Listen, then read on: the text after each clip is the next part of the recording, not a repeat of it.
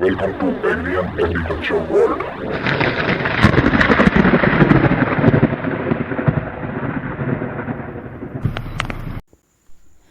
Hello दोस्तों, welcome to Agrian free online coaching centre में आपका स्वागत है।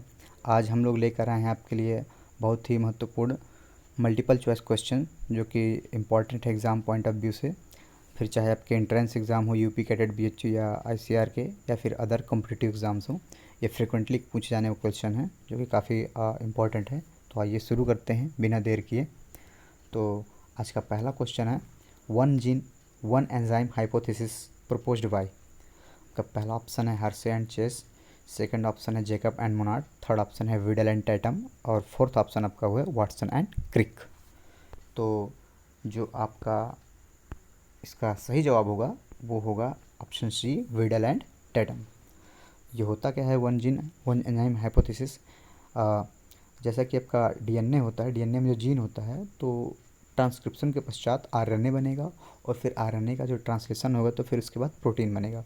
और जो प्रोटीन्स होते हैं उनमें से कुछ एंजाइम होते हैं, हालांकि सारे प्रोटीन एंजाइम नहीं होते। तो इनका कहना था कि एक जीन से केवल एक ही एंजाइम बनेगा, वो इस हाइपोथेसिस के थ्रू इन्होंने कहा था। और जैकब एंड मोनार्ड ने लाइकोपेरॉन का कॉन्सेप्ट दिया था, वाटसन एंड क्रिक ने डबल हेलिकल मॉडल डीएनए का दिया था। ठीक दोस्तों, आगे बढ़ते हैं। The name of the first clone ship was. तो जो पहली क्लोन शिप थी उसका नाम क्या था? Option first Meena, second Swati, third Dolly, and fourth one is Campbell. तो जो सही जवाब है इसका ऑप्शन सी रहेगा आपका, डॉली। डॉली जो भेड़ थी वो फर्स्ट टाइम पे क्लोन की गई थी, उसका नाम जो था भेड़ का वो डॉली ही रखा गया था। और जो बफेलो की थी फर्स्ट क्लोन, तो उसका नाम प्रथम रखा गया था इंडिया में। ठीक दोस्तों, वो इंडिया में ही किया गया था, उसका नाम प्रथम रखा गया था। अगला जो हमारा क्वेश्चन है, which of the following sulphur containing amino acid. इनमें से कौन सा सल्फर कंटेनिंग एमिनो एसिड है? ऑप्शन फर्स्ट है आपका सिस्टीन, सेकंड है एस्पैरेगस, थर्ड है ग्लूटामाइन, और फोर्थ है आपका एस्पर्टेट। तो दोस्तों ऑप्शन आपका ए सही जवाब है, सिस्टीन। जैसे कि आप सभी को पता होगा, protein is the polymer of amino acid, और सिस्टीन, मेथियोनिन दो ऐसे अमीनो एसिड हैं जिनमें सल्फ़र होता है। तो आपको याद करने का तरीका ऐसा रखना है, CMS, ये आपको याद करना है, C for cysteine, M for methionine और S फॉर सल्फ़र। तो जैसे आप लोग पढ़ते ही हैं साइटोप्लाज्मिक मेलिस्टेरिलिटी, उसको भी CMS बोलते हैं ना, तो ऐसे इसको भी याद कर लीजिएगा, CMS cysteine methionine sulphur containing है। आगे बढ़ते हैं दोस्तों। तो नेक्स्ट क्वेश्चन जो हमारा है वो है, the term entrepreneurship was derived from. जो आपका शब्द है एंटरप्रेन्योरशिप वो किससे लिया गया? पहला ऑप्शन है आपका लैटिन वर्ड, दूसरा है रोमन, तीसरा है फ्रेंच, और चौथा है ग्रीक वर्ड। तो जो इसका सही जवाब है वो है आपका फ्रेंच वर्ड। एंटरनेहमन एक शब्द था, फ्रेंच वर्ड था। अगर एंटरप्रेन्योरशिप को हम लोग ब्रेक डाउन करें तो एंटरनेहमन के नाम से, जो कि फ्रेंच वर्ड था, उससे लिया गया था टर्म ये एंटरप्रेन्योरशिप, जिसका मतलब होता है हाउस होल्ड मैनेजमेंट। ठीक दोस्तों, अगला क्वेश्चन हमारा है, when the general equilibrium position GEP lies well above damage boundary and economic injury level, the pest said to be। अगर GEP जनरल इक्विलिब्रियम पोजीशन जो है वो आपके डैमेज बाउंड्री और इकोनॉमिक इंजरी लेवल दोनों के ऊपर ही रहती है, तो उस पेस्ट को हम किस कैटेगरी में रखेंगे? पहला ऑप्शन है आपका मेजर पेस्ट, दूसरा है की पेस्ट, तीसरा है माइनर पेस्ट, चौथा है स्पोरेडिक पेस्ट।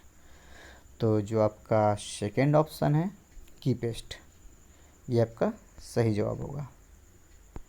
की पेस्ट आपका सही जवाब होगा। ठीक दोस्तों, इसका एग्जांपल जो है, जैसे आपका कॉटन बॉलवर्म हो गया, और हेलिकोबर पार्मिजर हो गया, ग्राम पॉट बोरर, ये भी की पेस्ट के अंदर ही आएगा। तो इसमें क्या होता है कि ये लोग इतना ज़्यादा फेवरेबल कंडीशन पाने के बाद डैमेज करते हैं कि मतलब जो डैमेज इनका जो होता है वो मेज़र करने पे हम लोग हमेशा जो ग्राफ बनाते हैं वो ग्राफ पे जो जनरल इक्विलिब्रियम पोजीशन होता है वो डैमेज बाउंड्री और EIL के ऊपर ही होता है, जबकि मेजर पेस्ट में ऐसा नहीं होता। उसमें क्या होता है कि GEP लगभग EIL के आसपास ही होगा, इकोनॉमिक इंजरी लेवल के क्लोज हो गया, तो फिर थोड़ा सा ऊपर होगा या तो फिर थोड़ा सा नीचे होगा। तो ये पेस्ट काफ़ी ज़्यादा नुकसानदायक होते हैं, की पेस्ट जो आते हैं। आपका नेक्स्ट क्वेश्चन जो है वो indoxacarb belong to group of. तो दोस्तों इंडोक्सा कार्ब जो है वो एक इंसेक्टिसाइड है। तो किस कैटेगरी से आता है ये? कार्बामेट की कैटेगरी से, दूसरा ऑप्शन है इंडोक्सिन, या फिर थर्ड पायरेथ्रॉइड, या फिर चौथा ऑक्साडायाजीन। तो जो आंसर होगा इंडोक्सा कार्ब, वो ऑप्शन चौथा आपका सही आंसर होगा, ऑक्साडायाजीन से बिलोंग करता है। ठीक दोस्तों, नेक्स्ट क्वेश्चन है हम लोगों का, a condition in which pollination and the fertilisation take place in a unopened flower. तो ऑप्शन आपके सामने है, homogamy, polygamy, cleistogamy and apogamy. तो दोस्तों इसका जो सही जवाब होगा वो होगा सी, क्लिस्टोगैमी। तो जैसे आपका व्हीट हो गया और पैडी हो गया, इनमें होता ये है नॉर्मली कि फर्टिलाइजेशन हो जाता है और फ्लावर ओपन ही नहीं होता, नॉट एट ऑल, बिल्कुल भी नहीं होता। ठीक है, तो ये कंडीशन कही जाएगी क्लिस्टोगैमी। कुछ फ्लावर्स में ऐसा होता है जिनमें फर्टिलाइजेशन के बाद फ्लावर आमतौर पर खुल जाते हैं, उस कंडीशन को बोलते हैं हम लोग चैज्मोगैमी। नेक्स्ट जो क्वेश्चन है आपका वो है, which of the following is the potato cyst nematode. Cyst means गांठ, जो पोटैटो में गांठ पड़ जाती है तो वो किस निमेटोड के द्वारा पड़ती है, इसका कारण क्या है? तो आपका पहला ऑप्शन जो है वो है ग्लैविडोरा रेस्टोचाइनेंसिस, दूसरा ऑप्शन है मेलाइडोगानी इनकॉग्निटा, तीसरा ऑप्शन है लॉन्गिडोरस इलोंगेटस, चौथा ऑप्शन है आपका टाइलेंचुलस सेमीपेनिट्रांस।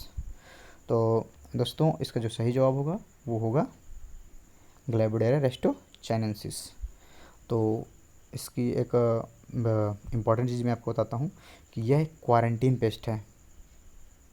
इसको ना डोमिसाइल क्वारंटीन पे रखा गया है। जो नीलगिरी की पहाड़ियाँ हैं साउथ में, उसके आसपास का एरिया जो है उस पर इस निमेटोड का इंसिडेंस बहुत ज़्यादा है। तो गवर्नमेंट ने वहाँ पर उस एरिया से सीड लाने के लिए रिस्ट्रिक्शन लगा रखा है कि ये दूसरे पार्ट पर ना पहुँचे, अपने देश के दूसरे हिस्सों पर ना पहुँचे, इसलिए वहाँ पर क्वारंटीन पे कर रखा है इसको। और एक और डिजीज़ है पोटैटो की, वार्ट डिजीज ऑफ पोटैटो, आपने सुना होगा। उसका जो कॉजल ऑर्गेनिज्म है वो एक फंगस है, शिंकाइट्रियम इंडोबायोटिकम। तो वार्ट डिजीज ऑफ पोटैटो को भी वहाँ दार्जिलिंग पे, जो असम का एक डिस्ट्रिक्ट है, वहाँ पे क्वारंटीन कर रखे गए उसको भी। वहाँ से भी सीड आप इधर उधर देश के अन्य हिस्सों में नहीं ले जा सकते कि फिर उससे दूसरी जगह फिर स्प्रेड हो जाएगा। अगला जो आपका क्वेश्चन है वो है, इन्फ्लेशन इम्प्लाइज। पहला ऑप्शन है rise in price, trend fluctuation, third one is fall in price and fourth one is cyclical fluctuation. तो जो आपका इन्फ्लेशन का मतलब है राइज इन प्राइस, सीधा सा मतलब, आपको बिल्कुल भी कंफ्यूज नहीं होना, सीधा पहले पे टिक मारना है। इन्फ्लेशन आपको कहीं पे दिखे राइज इन प्राइस ही लगाना है। अगला जो क्वेश्चन है, grow out test are conducted to check. Option है आपका germination of seed, second option moisture content of seed, third option seed purity and fourth option is seed viability. तो इसका जो सही जवाब होगा वो होगा सीड प्योरिटी। दोस्तों जो ग्रो आउट टेस्ट करते हैं वो सीड प्योरिटी के लिए प्योरिटी चेक करने के लिए करते हैं। सीड प्योरिटी दो टाइप की होती है, एक जेनेटिक प्योरिटी और दूसरी फिजिकल प्योरिटी। तो जो ग्रो आउट टेस्ट है वो जेनेटिक प्योरिटी टेस्ट करने के लिए ही यूज़ की जाती है। इसमें होता ये है कि हम लोग ऑफ सीज़न पे ग्रीन हाउस में जो हमारे पास सीड होगा उसका कुछ सैंपल लेंगे, उसके लेवल को क्रॉस चेक करने के लिए कि उस पर जो इन्फॉर्मेशन है वो सही है या नहीं। तो फिर हम लोग ग्रो आउट टेस्ट करते हैं, कुछ सैंपल निकाल कर उसको ग्रो करते हैं, उसके बाद कंपेयर करते हैं सीड लेवल में जो भी इंफॉर्मेशन दी हुई है जेनेटिक प्योरिटी को लेकर वो सही है या नहीं। अगला जो क्वेश्चन है वो है, for labelling of the breeder seed the colour of tag should be. तो ब्रीडर सीड के लिए जो लेबल लगा होता है उसके लिए कौन सा कलर होना चाहिए? तो पहला ऑप्शन है गोल्डन येलो, दूसरा ऑप्शन है वाइट, तीसरा ऑप्शन है ब्लू, चौथा है वायलेट। तो जो पहला ऑप्शन है गोल्डन येलो, ये आपका सही आंसर होगा। ठीक दोस्तों, जो वाइट होता है टैग का कलर वो फाउंडेशन सीट के लिए होता है। जो ब्लू कलर का टैग होता है वो सर्टिफाइड सीट के लिए, और जो वॉयलेट कलर का या फिर पर्पल कलर का होता है वो आपका होता है रजिस्टर्ड सीट के लिए। अगला जो क्वेश्चन है हमारा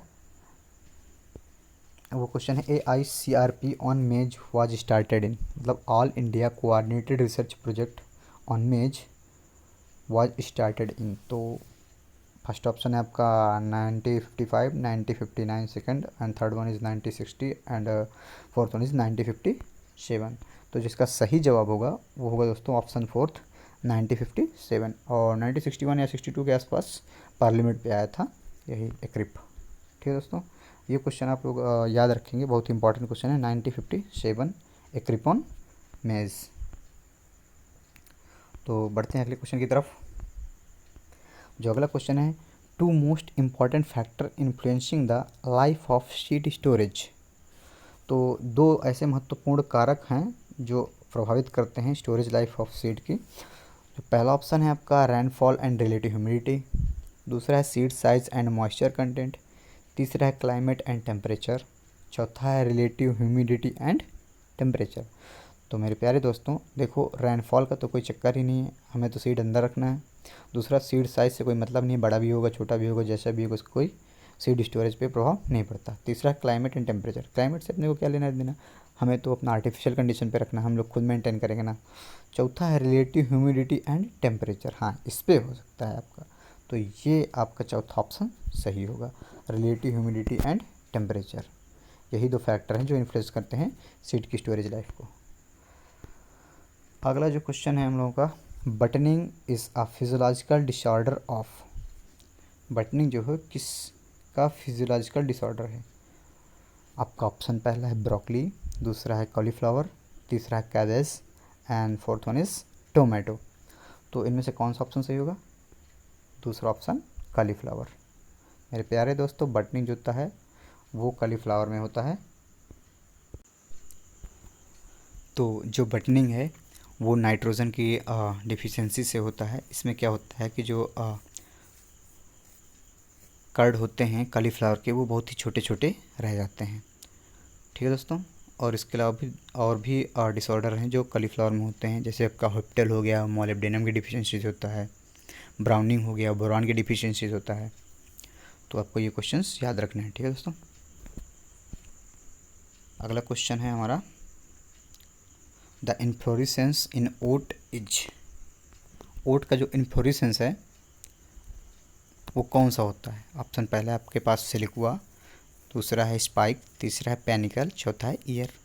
तो आप कंफ्यूज हो रहेंगे कि ईयर होगा या फिर स्पाइक होगा, तो आपको कंफ्यूज बिल्कुल भी नहीं होना। इसका सही जवाब है स्पाइक। ठीक है दोस्तों, सिलिकुआ जो है मस्टर्ड के लिए होगा, पैनिकल जो है वो आपका पैडी और पर्लमेट के लिए होगा। ठीक है दोस्तों, तो आपको कंफ्यूज बिल्कुल भी नहीं होना, जो इन्फ्लोरेसेंस है ओट का वो स्पाइक है। अगला जो क्वेश्चन है देखिए, peach belong to family. Prunus persica जो है वो किस फैमिली से बिलोंग करता है? का पहला ऑप्शन है एनाकार्डियेसी, दूसरा है मोरेसी, तीसरा है रोजेसी और चौथा है यूफोर्बिएसी। तो आपका जो सही जवाब होगा दोस्तों वो होगा रोजेसी, क्योंकि रोज़ वाली फैमिली से बिलोंग करता है पीच। जो एनाकार्डियेसी है वो आपकी मैंगो की है। ठीक है दोस्तों, मंजीफेरेंडी का। मोरेसी जो है मोरोसल्वा की है। यूफोर्बिएसी जो है रबर और जूट की है। तो आपको कंफ्यूज बिल्कुल नहीं होना, इन सारी ये सारी इंपॉर्टेंट फैमिलियाँ हैं, तो इन पे भी आपको थोड़ा बहुत फोकस करना है। तो इस क्वेश्चन का आंसर जो है रोजेसी है, पीच की जो फैमिली है। अगला जो क्वेश्चन है ये है ओरिजिन ऑफ गुआवा। इस ओरिजिन प्लेस जो गुआवा का है वो कहाँ पे है? ऑप्शन फर्स्ट है China, second one is tropical America, third one is India and fourth one is Africa. तो जो आपका सही जवाब होगा दोस्तों वो होगा ट्रॉपिकल अमेरिका। मैक्सिको के आसपास का जो भी एरिया होगा वही होगा गुआवा का ओरिजिन प्लेस। और दोस्तों आपको पता होगा मेज का भी ओरिजिन प्लेस मैक्सिको ही है या फिर ट्रॉपिकल अमेरिका के आसपास है। ठीक है दोस्तों, नेक्स्ट क्वेश्चन पर चलते हैं हम लोग। अगला जो हमारा क्वेश्चन है वो है interveinal chlorosis of newer plant leaves indicate. तो जो इंटरवेनल क्लोरोसिस होती है नए प्लांट के पत्तियों पर, तो वो किसकी डिफिशियंसी शो करती है? आपका फर्स्ट ऑप्शन है iron, second one is magnesium, third one is nitrogen, fourth one is phosphorus. तो जो ये आपका आयरन है Fe फेरस, इसकी डिफिशिएंसी की वजह से इंटरवेनल क्रोसिस होती है नए लीफ पर, नए पौधों की लीव्स पर। ठीक है दोस्तों। नेक्स्ट क्वेश्चन है which soil has high water holding capacity. तो मेरे प्यारे दोस्तों, पहला ऑप्शन है क्ले, दूसरा है सैंड, तीसरा है लोम और चौथा ऑल ऑफ दीज। तो इसका जो सही जवाब होगा वो क्या होगा? क्ले। कैसे, ये बताता हूँ आपको मैं अभी। देखिए जो सैंडी सॉइल होती है उस पर पोर तो बहुत ज़्यादा होते हैं, लेकिन उस पर माइक्रोपोर ज़्यादा होते हैं, जिससे क्या होता है वाटर अंदर तो जाता है सॉइल में, लेकिन फिर वो इन्फिल्ट्रेट होकर डायरेक्ट नीचे चला जाता है। जबकि क्ले में ऐसा नहीं है, इसमें एडहेसिव कैपेसिटी होती है इसके मॉलिक्यूल्स में, तो ये वाटर को होल्ड करके रखता है, इसमें माइक्रोपोर्स ज़्यादा होते हैं। ठीक है दोस्तों। तो वो एक तो एडहेसिव कैपेसिटी और माइक्रोपोर्स की वजह से वाटर को लंबे टाइम तक होल्ड करने में कैपेबल होती है क्ले सॉइल। ठीक है दोस्तों। तो इसका जो सही जवाब होगा क्ले सॉइल होगा। ठीक है। अगला क्वेश्चन है world soil day is celebrated on. किस दिन हम वर्ल्ड सॉइल डे, विश्व मृदा दिवस सेलिब्रेट करते हैं? तो आपका पहला ऑप्शन है December 5, second one is November 26, third one is May 20 and fourth one is December 23। तो फ्रेंड्स, फर्स्ट ऑप्शन दिसंबर 5 दिसंबर को हम लोग विश्व मृदा दिवस या वर्ल्ड सॉइल डे सेलिब्रेट करते हैं। और आप एक नज़र डालें चौथे ऑप्शन पर, December 23 पर, ये जो है इस दिन हम लोग नेशनल फार्मर डे मनाते हैं। ठीक है दोस्तों, राष्ट्रीय किसान दिवस। तो ये हमारे पूर्व प्रधानमंत्री स्वर्गीय चौधरी चरण सिंह के जन्मदिन के उपलक्ष्य में हम लोगों को सेलिब्रेट करते हैं। हम लोग ये हमारी गवर्नमेंट ने जो डिसाइड करा है कि उनके जन्मदिन के अवसर पर ही हम लोग नेशनल फार्मर डे सेलिब्रेट करेंगे। अगला क्वेश्चन है cotton generally required temperature for the vegetation growth. इस क्वेश्चन को देखेंगे आप, तो जो पहला ऑप्शन है 21 to 27 degree centigrade, second one is 10 to 12 degree centigrade, third one is 15 to 20 degree centigrade and fourth one is 30 to 32 degree centigrade. तो इसका जो सही आंसर होगा वो होगा 21 to 27 डिग्री सेंटीग्रेड, जो कॉटन के वेजिटेटिव फेज़ के लिए बहुत ही इंपॉर्टेंट टेम्परेचर है दोस्तों। और जब ये रिप्रोडक्टिव फेज़ में पहुंचता है बॉल फॉर्मेशन के टाइम पे, उस टाइम पे इसको 28 to 32 डिग्री सेंटीग्रेड के आसपास टेम्परेचर होना चाहिए। चलते हैं अगले क्वेश्चन पर। अगला क्वेश्चन है photolytic seed is found in. Photolytic seed जो होता है वो इनमें से किस पे मिलता है? ठीक है दोस्तों। पहला क्वेश्चन आपका आंसर है, जो ऑप्शन है सॉरी, वो है टोमेटो, दूसरा है टोबैको, तीसरा है पोटैटो, चौथा है ग्राउंडनट। तो आपका जो सही जवाब है वो होगा टोबैको। फोटोलाइसिस होता क्या है एक्चुअली में? Photo means light, lysis means breakdown. जो मैटर ब्रेकडाउन होता है लाइट की वजह से, उसे फोटोलाइसिस बोलते हैं। तो जो सीड का जो मैटर होगा अगर वो ब्रेकडाउन होता है ज़्यादा लाइट के इन्फ्लुएंस से, तो फिर वो फोटोलाइटिक सीड बोला जाएगा। अगला जो क्वेश्चन है वो है main objective of puddling in paddy is to. Option पहला create impermeable layer in soil, दूसरा है डिस्ट्रॉय इंसेक्ट पेस्ट, तीसरा है mix the fertiliser in soil, चौथा है नॉन ऑफ दीज। तो इसका जो सही जवाब होगा वो होगा create impermeable layer in the soil. ठीक है दोस्तों, इस पर कोई कन्फ्यूज़न नहीं होनी चाहिए। अगला जो क्वेश्चन है वो ट्रेड नेम ऑफ पेंडीमेथिलीन। ऑप्शन आपके पास हैं बाशालिन, स्टाम्प, मचेटी एंड लासो। मैं आप लोगों को बता दूं कि ये AFO 2021 में क्वेश्चन आया था। पेंडीमेथिलीन इज़, उसमें पूछा गया था हेर्बिसाइड इंसेक्टिसाइड है क्या है, ये ऐसे करके क्वेश्चन आया था। और यहाँ पर हम लोगों ने क्वेश्चन दे रखा है ट्रेड नेम ऑफ पेंडीमेथिलीन। पहला आपका ऑप्शन है बाशालिन, दूसरा है स्टाम्प, तीसरा है मचेटी और चौथा है लासो। तो बाशालिन फ्लूक्लोरालिन हो गया, मचेटी जो है ब्यूटाक्लोर हो गया, लासो एलाक्लोर हो गया। अब आपका ये ऑप्शन बचता है दूसरा वाला स्टाम्प, तो ये होगा पेंडीमेथिलीन का ट्रेड नेम। ठीक है दोस्तों। नेक्स्ट क्वेश्चन जो है हम लोग का वो आते हैं उस पर हम लोग peach leaf curl disease is caused by. Peach मतलब प्रिनस पर्सिका उसका जो लीफ कर्ल डिजीज़ है वो किसकी वजह से होता है? बैक्टीरिया, दूसरा ऑप्शन है फंगस, सॉरी वायरस, तीसरा ऑप्शन है फंगस और चौथा ऑप्शन है आपका फाइटोप्लाज्मा। तो जो आपका तीसरा ऑप्शन फंगस है वो सही होगा। आप लोग बिल्कुल कंफ्यूज मत होइए, क्योंकि जो लीफ कर्ल लिखा हुआ ये ज़्यादातर मेजर सिम्टम होता है वायरसेस का। ठीक है दोस्तों, वायरस लीफ कर्ल काज करते हैं, लेकिन इस केस में ये एक्सेप्शन है कि फंगस एक होता है टेफ्रिना डिफॉर्मिस, टेफ्रिना डिफॉर्मिस, जो कि लीफ कर्ल पिच में काज करता है। ये क्वेश्चन 2019 यूपी कैटेट में पूछा गया था, तो आप लोग इसको याद रखिएगा। लीफ कर्ल वैसे तो वायरस का सिम्टम है, लेकिन आपको कंफ्यूज नहीं होना। अगर पेज का लीफ कर्ल पूछता है तो आपको फंगस पर ही क्लिक करना है। ठीक है दोस्तों, चलते हैं नेक्स्ट क्वेश्चन की तरफ। अगला क्वेश्चन है आपका एंटीबायोटिक स्ट्रिप्टोमाइसिन एक्सट्रैक्टेड फ्रॉम, किससे स्ट्रिप्टोमाइसिन जो एंटीबायोटिक है एक्सट्रैक्ट किया गया? ऑप्शन है आपका फर्स्ट स्ट्रिप्टोमाइकस, सॉरी स्ट्रिप्टोमाइकस ग्रेसियस, दूसरा है स्ट्रिप्टोमाइकस कोल्किकुलर, तीसरा है स्ट्रिप्टोमाइकस स्कैबिस, चौथा है स्ट्रिप्टोमाइकस एल्बस। का सही जवाब होगा स्ट्रिप्टोमाइकस ग्रेसियस।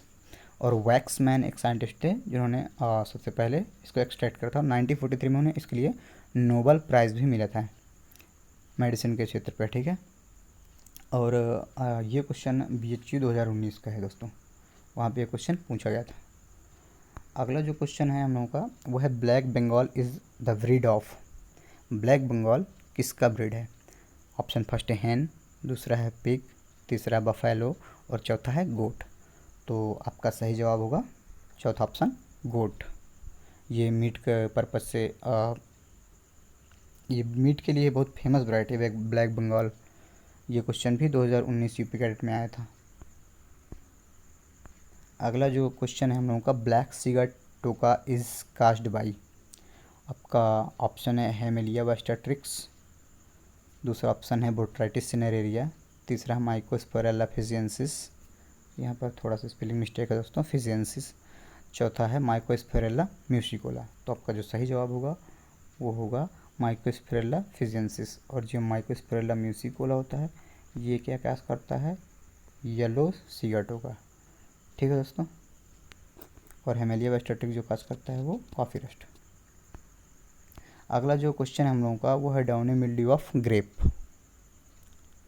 तो आपका पहला ऑप्शन है प्लाज्मोपारा बेटिकोला, दूसरा ऑप्शन है राइजोफस, तीसरा ऑप्शन है सिंकोइट्रियम एंडोबायोटिकम, चौथा ऑप्शन है फाइटोप्थोरा इन्फेस्टांस। तो जो सही जवाब होगा आपका प्लाज्मोपारा बेटिकोला होगा। ये एक उमाइसिटिस फंगस है और इसकी जो माइसिलियम होती है वो सिनोसिटिक होती है। चलते हैं अगले क्वेश्चन पर दोस्तों। तो ये अगला क्वेश्चन है powdery mildew controlled by using, option first है आपके पास सल्फर फंजीसाइड, सेकंड है none of this, third one is copper, fourth one is mercury. तो आपको सीधा आँख मूंद कर सल्फर फंजीसाइड पर लगाना है अगर आपसे पाउडरी मिल्ड्यू पूछता है। ठीक है दोस्तों, अगले क्वेश्चन पर चलते हैं। अगला क्वेश्चन है हम लोगों का वाइट ब्लिस्टर ऑफ क्रूसीफर। ये बहुत ही फ्रिक्वेंटली पूछा जाने वाला क्वेश्चन है, बहुत सारे एग्जाम्स में पूछा जाता है इसे। ऑप्शन फर्स्ट है पेस्टलोडियोप्सिस, सेकंड है Puccinia triticina, third one is Albugo candida and fourth one is Cercospora पर्सुनाटा।